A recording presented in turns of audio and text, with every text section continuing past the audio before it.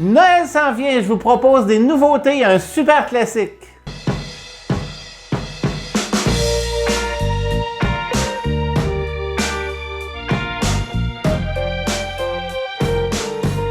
Bonjour tout le monde, cette semaine, c'est Noël, on est rendu là. Je vous propose 3 entrées un peu novatrices. Je vais vous dire, la première, ce sera une bûche aux fruits de mer, donc salée. On va préparer un gâteau salé. Vous allez voir, c'est moins habituel, mais vous allez voir, c'est vraiment délicieux. La seconde, on appelle ça une tarte au caviar. Donc, on s'en va un petit peu plus dans le haut de gamme, mais c'est nouveau. Ou je vais vous donner des alternatives. Si toutefois vous ne voulez pas avoir de caviar, on pourrait le faire avec du saumon fumé aussi. Et après, on va se faire des petits bouchées de homard au beurre à l'ail en pâte feuilletée. Et en dernier, là, je vous réserve une surprise. Une surprise parce que je vais avoir quelqu'un avec moi et on va cuisiner. Ça prend ça dans le temps des fêtes quand on reçoit une bonne tarte au sucre. Alors, un classique des classiques, la tarte au sucre. On commence tout de suite avec la bûche aux fruits de mer. Ce que ça prend des œufs. Finalement, c'est une génoise qu'on va préparer, mais salée.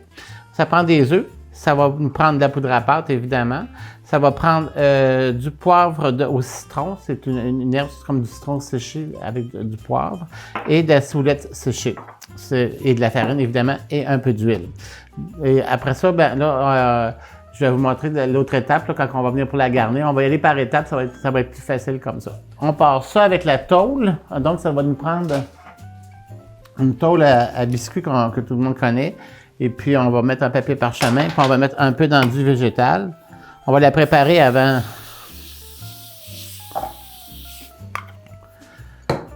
de faire notre gâteau. Ça sera prêt. OK, on part ça.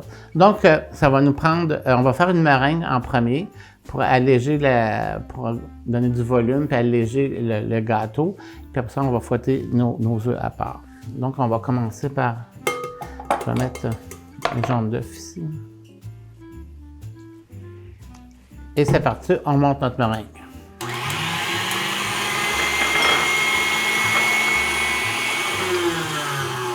Alors, nos blancs d'œufs sont bien montés. On ne veut pas que ce soit en neige sèche, mais seulement en mousse, là, bien mousseux.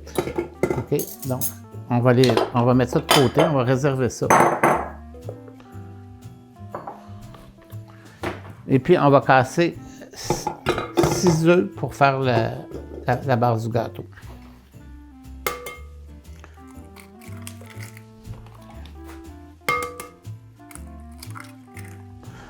Ça va être prêt. Et puis, on va préparer nos ingrédients secs en même temps. On va faire ça. Donc, ça nous prend 3/4 de tasse de farine tout usage. Comme ça. 2 cuillères à thé de poudre à pâte. 2 cuillères à thé de poivre de citron et 1 cuillère à thé de ciboulette. Donc, on va bien mélanger ça ensemble pour répartir les saveurs un peu partout. Là. Comme ça. Voilà, ça fait que on fouette nos œufs, ça sera pas long.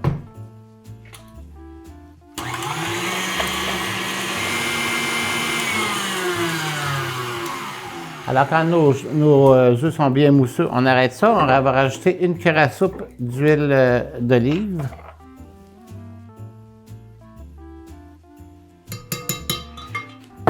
Et puis, j'ai oublié de mettre le sel tantôt avec la farine. Parce qu'on va venir mélanger ça. Puis on va incorporer délicatement, mélanger tout ça pour ne pas faire écraser les œufs. Là.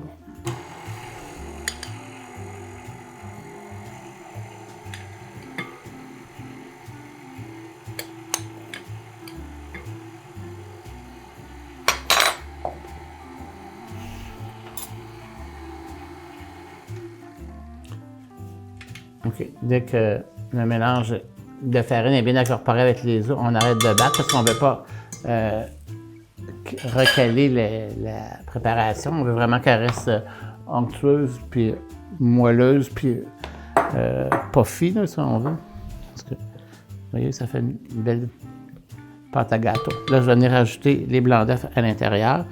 Puis à l'aide de ma maryse, je vais plier les œufs pour les mélanger à la préparation de base. Donc, une fois que c'est bien mélangé, je reviens prendre ma plaque à gâteau roulé, puis je vais venir verser ça dedans.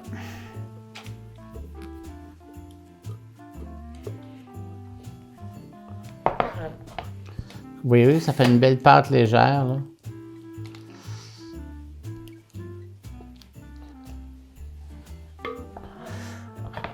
Bon, le gâteau, on le fait cuire au four durant environ 10 minutes. C'est pas long à cuire, à 350. Une fois qu'il est cuit, on sort de... Je vais mettre ça ici. Une fois qu'il est cuit, on sort du four et puis on le renverse sur un linge sec. Pas mouillé, un linge sec. Puis on enlève le papier parchemin, puis on le roule sur lui-même, puis on laisse refroidir. Une fois que c'est refroidi, ben ça va nous donner ça ici. Donc, j'ai mon linge sec, puis ici, là, on va voir, ça va nous donner cette pâte-là ici, ce gâteau-là. OK? Bon, donc je vais mettre du fromage à la crème ici.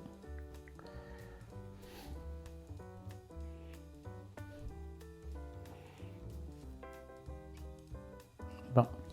Ça, c'est étant fait, on va venir mettre un peu de ciboulette un peu partout.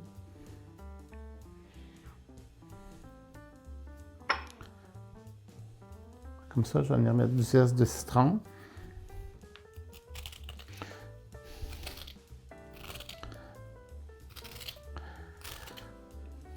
Pour les fêtes, ce que vous pouvez faire, quand vous le ferez, c'est qu'on peut faire le gâteau roulé, le rouler ça avec un papier parchemin sur lui-même, puis le congeler comme ça. Au moment que vous en avez besoin, ça va juste être dégelé, puis le garnir avec les poissons. C'est ici. Je vais mettre quelques capres.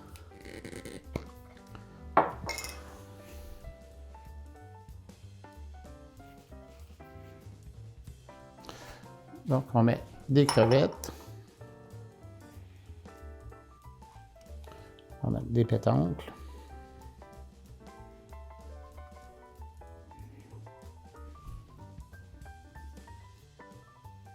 Et du saumon fumé.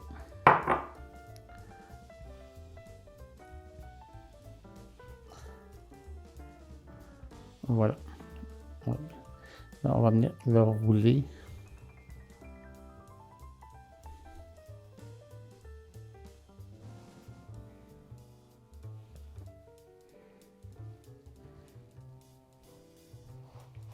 Comme ça. Là, je vais venir glacer notre gâteau de fruits de mer.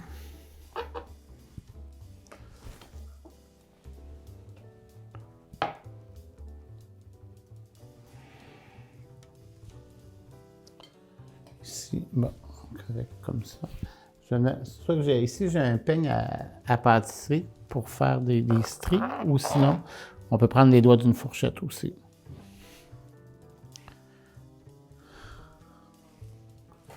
Comme ça, je vais venir le déposer dans mon assiette. Puis je vais couper les bouts ici.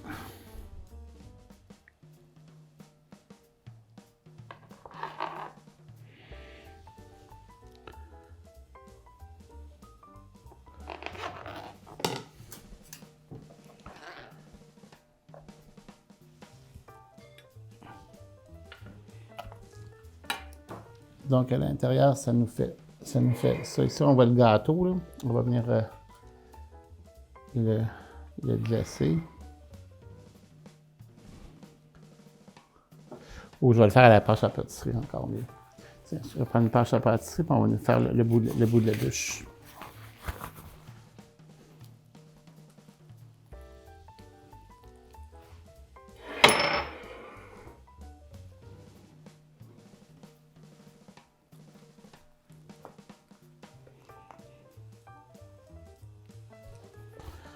Je vais venir mettre un petit peu de verre sur le gâteau avec du persil.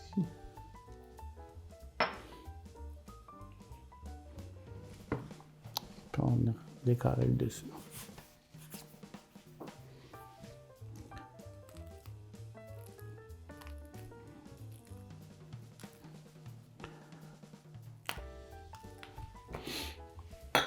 Ici, j'ai des grosses crevettes qu'on peut venir ajouter. Ici. Puis, on peut prendre quelques petites tranches de citron. Prenez garde d'enlever des pépins, par exemple.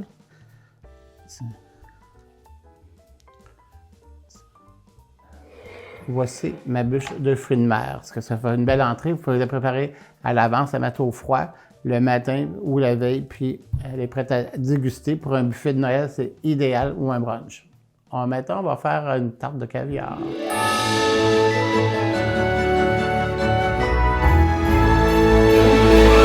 Alors, pour la tartinade ou la tarte au caviar, on l'appelle la tarte parce que c'est une façon, on la présente d'une façon évasée, ce qu'elle a un peu d'une tarte. C'est pour ça que je dis souvent la tarte au caviar, mais en réalité, c'est vraiment une tartinade au caviar. Qu'est-ce que ça prend? Ça prend des œufs cuits durs, okay, que j'ai passé au robot culinaire, vraiment défait, il faut que ce soit comme une mousse un peu. Ça va nous prendre de la mayonnaise, ça va nous prendre... On va le faire comme étagé. Ça va nous prendre de la crème sûre. Bon, évidemment, sel et poivre là, pour aromatiser les œufs. Et de l'oignon coupé fin et du caviar. Donc, on commence une recette vraiment pas compliquée à faire. Les œufs. Puis, on va mettre de la mayonnaise. Mais, tu sais, vous savez, on n'en met pas là, pour que ça soit trop coulant. Il faut que ça se tienne. La préparation, il faut qu'elle se tienne. On va commencer par ça. On va mettre un peu de poivre et du sel. Et je vais mélanger.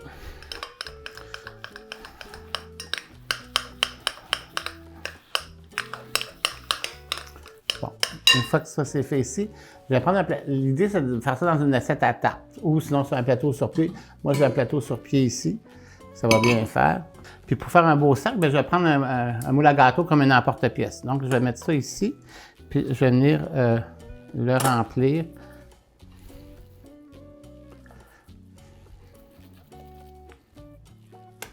Donc, on vient égaliser toute notre préparation.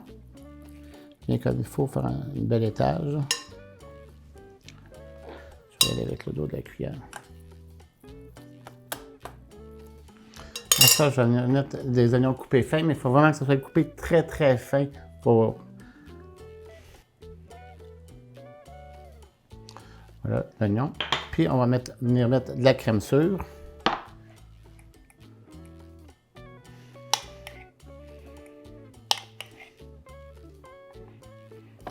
Je vais essayer de le faire le plus droit possible.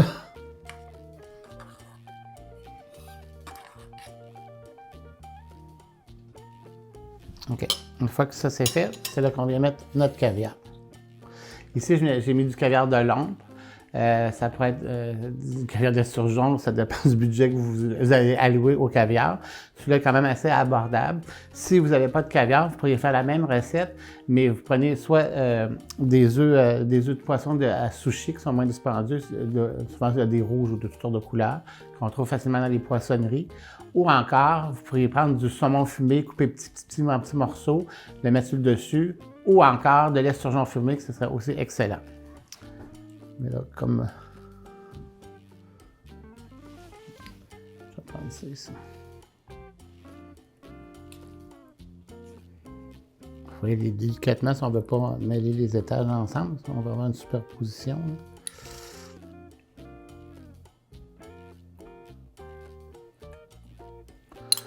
Donc, c'est fait. C'est avec magie.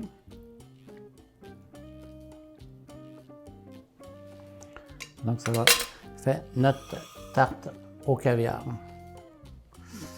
Voilà. Et quand on les sert, quand on sert cette préparation-là, on la joint avec soit des biscuits de la reine ou peu importe les biscuits. Ici, on a fait des petits croûtons avec du beurre. Vous pouvez prendre beurre neutre ou un beurre. Ici, j'ai mis un beurre de ciboulette. J'ai fait des étoiles, des petits sapins, etc., vu que c'était Noël. Fait que voilà une belle entrée pour mettre dans une table de buffet aussi. C'est toujours intéressant, autant avec ça qu'avec la bûche qu'on a fait tout à l'heure aux fruits de mer. Parce que là, on s'en va faire des petites entrées, mais au homard.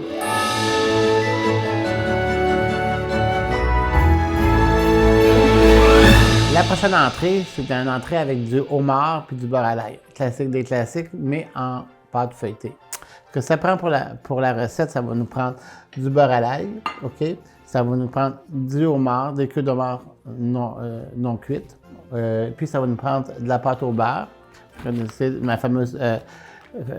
mon fameux goût privilégié pour la pâte au beurre. Ça va nous prendre un jaune d'œuf et puis un petit peu de graines de pavot pour mettre sur le dessus. Donc, on va commencer par faire fondre du beurre. Et puis, on va préparer notre homard. Donc, ça prend à peu près... Puis, ça va nous prendre des plats à escargot. Donc, on va prendre notre homard. Ici, j'ai la queue d'homard que j'ai enlevé l'intérieur. Comme ça. Comme ça. Finalement, c'est de couper le dessous du homard, puis d'aller sortir la queue du homard comme ça. Donc, on va le couper en morceaux. On va faire ça en 6 bouchées.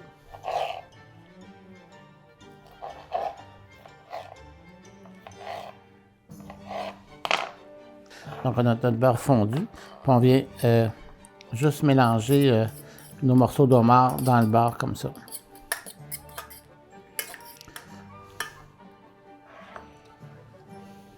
Puis ça, je viens de déposer chaque morceau dans une cavité.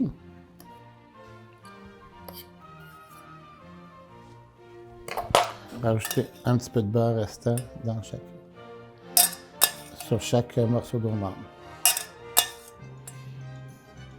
Voilà pour ça. Maintenant, on va sortir notre pâte au beurre. Elle est super froide, elle est encore ferme. Parce que ici, on va mettre ça. Et je vais vous donner un petit truc pour faire des petits dômes. On va prendre des œufs et on va faire juste le tour un petit peu de ça aussi. Ici, le tour comme ça ici. Comme ça, la pâte va coller autour du homard. Puis avec un emporte-pièce, je vais venir faire des cercles.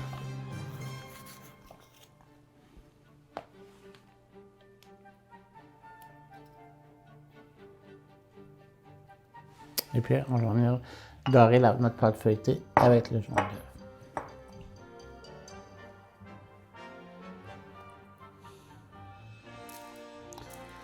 De pavot. Voilà, c'est fait. L'entrée d'homard, je vais la mettre au four, puis à la finale, on va voir ce que ça donne. En attendant, le moment tant attendu, on fait un classique, la tarte au sucre. Yes!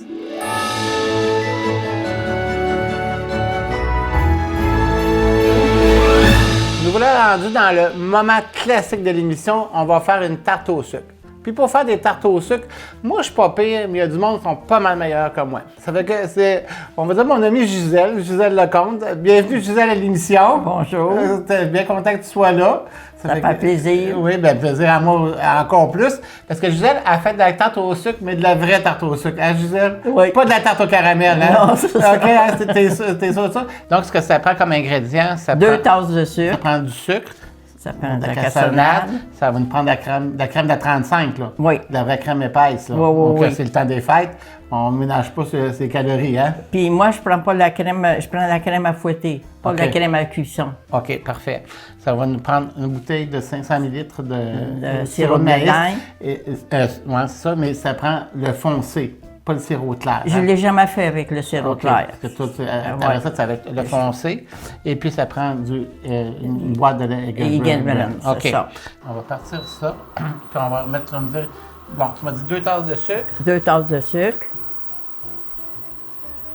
Ça, 2 tasses de cassonade. 2 tasses de cassonade. Bon, 2 tasses de cassonade, ça va avec ça. Après ça, moi, je mélange ça, là. OK, vas-y. Fais comme chez vous. Moi, ben c'est ça, là. T'es habitué? Je sais pas si ça a de l'importance, mais avant de mettre ma crème,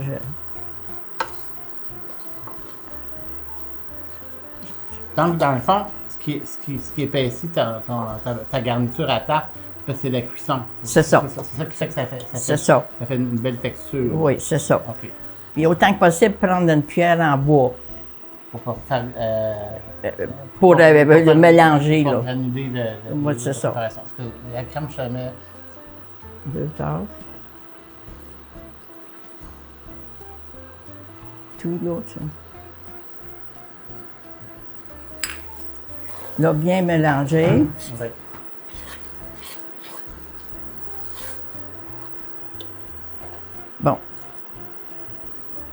Là, on brasse tout le temps jusqu'à temps que ça bouille? Non, non, parce que si on... faut pas trop brasser non plus, parce que si on brasse trop, quand on fait un sucre à la crème, on brasse là, pour que ça devienne en sucre. Bien, c'est ça, la tarte, elle va être plus portée à venir en sucre. OK, puis c'est pas ça qu'on veut. Là. Non, c'est ça. On veut que ça goûte le sucre à la crème, mais pas que ça ait une texture un peu ça plus reste molle. comme un peu comme une tire. Ouais, comme onctueux, là. Oui, c'est ça. OK.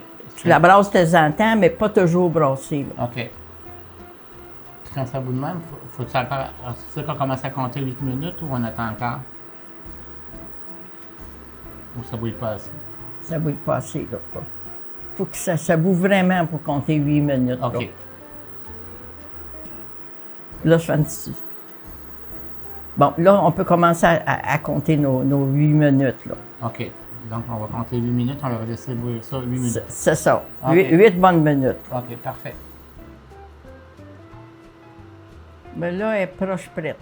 OK. Oh oui, d'après moi, là. Regarde, tu là. Parce qu'on voit que la goutte quand même, est quand même assez épaisse, oui. Oui, mais on voit qu'elle épaissit, là. Oui, c'est ça. Même nos mères, les autres, ils mettaient ça dans de l'eau. Dans de l'eau froide. Puis quand ça faisait une petite boule, là, c'était... Non, d'après moi, elle est pas mal prête. Elle est prête? Oui. OK, on arrête ça? Oui. OK. Bon, une fois que c'est fait, qu'est-ce qu'on fait maintenant? On la laisse refroidir à peu près 5 à 10 minutes. OK. Puis on ajoute le sirop de la dinde et la OK. Gisèle. OK. C'est ça. Parce que là, je mets toute la bouteille? Toute la bouteille. Tu mets toute la bouteille.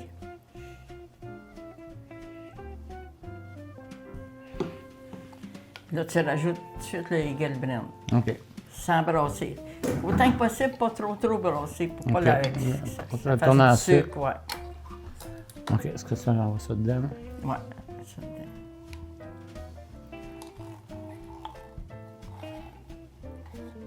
Bon. Là, tu brasses ça bien brassé. Oui. Et tu... Toujours à cuillère de bois, là, pas au fouet. Là. Toujours à cuillère de bois. OK. Autant que possible. OK. Ça, une fois que c'est fait, on laisse refroidir sur le comptoir, après ça, on le met au frigidaire. Au frigidaire. Et une nuit après, voici ce que ça donne. Oui, c'est ça. Ce que ça va donner, ça ici. Parce que là, c'est plus épais. Là. Tu sais, on voit que c'est beaucoup plus épais. Il peut se former un petit peu de sirop dans le fond, hein, des fois. Oui, mais là, c'est celle-là, elle n'a pas. Tiens, regardez. Ça, c'est pour Ouais, la mettre dans nos tartes. Je vous le dis, là, c'est vraiment... J'allais presque dire assez cochon, ça, cette garniture à tarte-là. Ça, là, ouais. c'est assez... comme Michel dit toujours, c'est assez cochon. OK. Ça, cette quantité de sucre-là, ça fait combien de tartes? Ça dépend toujours de la grosseur des assiettes. Mais une assiette de Pyrex ordinaire... là, comme une pouce à peu près? Une pouce, fait 3 tartes. OK. Sinon, moi, j'ai des assiettes ici. Là, je vais te montrer. Ouais. Et ça dépend de l'épaisseur qu'on met aussi. Là. OK. Parce que ça, 3-4 tartes. ces grosses tartes-là, on fait, avec la préparation, on fait 2 tartes. 2 tartes. 2 tartes avec. Parce que c'est plus épais Ben aussi. oui, oui. C'est plus grand, ça. C'est plus grand, puis c'est plus épais aussi. C'est ça. OK. C'est ça. Donc, ben, on va mettre ça de côté, puis on va sortir la pâte, puis on va rouler. Oui, parfait. OK?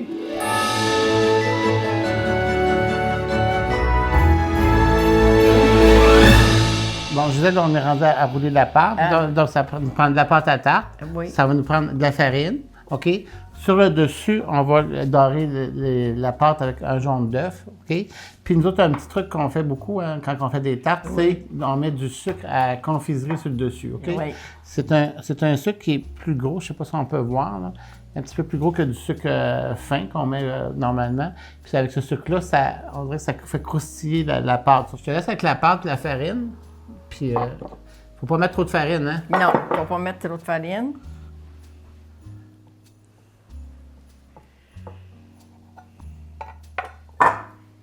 Puis là, moi, je mets juste un petit peu de farine dessus.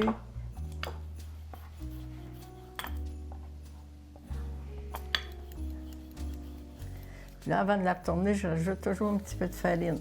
OK.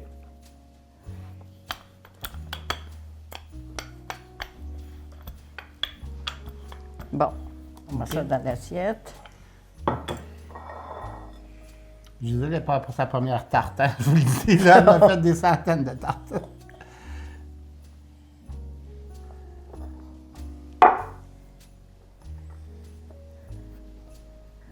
Bon, là, on va rajouter le sucre. Le caramel, le sucre à la crème. Le sucre à la crème. Pas caramel, sucre à la crème. Oui, docteur.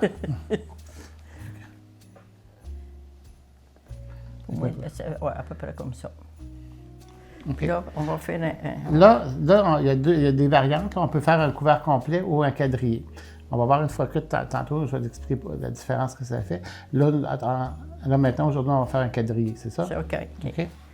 Fait que là, on va faire un dessus, là.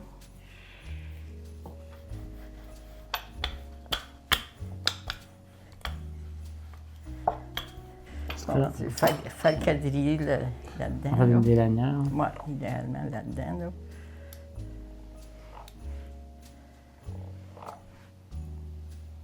Ces tartes au sucre-là, je disais, ça se congèle dessus avant les cuire? Oui. Moi, assez souvent, je la fais, puis je la fais congeler pas cuite. OK.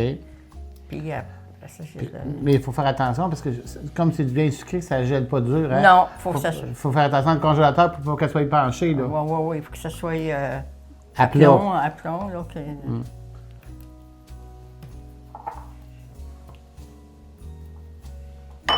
Moi, je commence toujours par le centre parce que oui, après ça, c'est plus facile oui, c'est plus facile à régulariser nos espaces. C'est ça.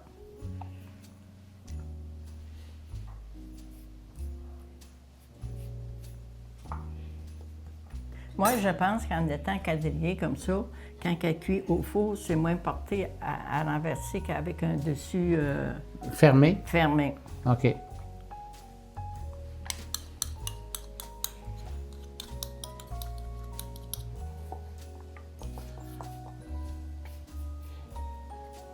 Comme ça, puis là, je vais me refaire une petite dentelle. Et puis, on la fait cuire 350, à peu près 1 heure, hein? 3/4 d'heure, 1 heure. Ça dépend des fourneaux, là. Ça dépend des fourneaux. À peu près, ouais, 3/4 d'heure, 1 heure. OK, comme ça. Et 3/4 d'heure, 1 heure, après, ça nous donne ça ici. Oui. Donc, on voit que ici, le sucre par-dessus a comme croustillé, là, oui, caramélisé. Là. Donc, c'est un petit peu croustillant. Ça ici, c'est un dessus complet. OK? Donc, le sucre a quand même sorti un petit peu, mais moins que là, puis ça n'a pas croustillé. Mais ça, c'est excellent parce que ce petit caramel-là, un peu croustillant, ça donne un bon goût, tout ça. Ça fait qu'on a bien hâte d'en manger. Mais avant d'en manger, je t'invite. Tu restes-tu? Je vais te montrer tout ce que j'ai fait avant. Oui. OK. On va faire un petit résumé de ce qu'on a fait.